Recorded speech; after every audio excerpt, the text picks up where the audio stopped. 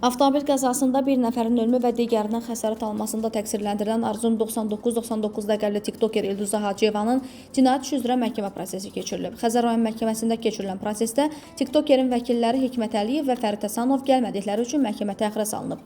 Qeyd edək ki, bugün keçirilməsi nəzərdə tutulan sonuncu prosesdə hökmün elan edilməsi gözlənilirdi.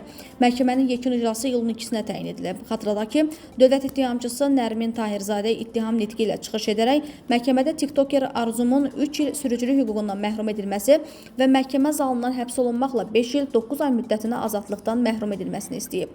Onu da qeyd edək ki, hadisə 2025-ci ilin iyununda paytaxtın Xəzər rayonu Mərdəkan qəsəbəsində qeydə alınıb. Qəza nəticəsində qarşı tərəfdən bir nəfər ölüb, digəri isə xəsarət alıb. İstintaq dövründə bloger Arzum barəsində başqa yerə getməmək barədə iltizam qəti imkan tədbiri seçilib.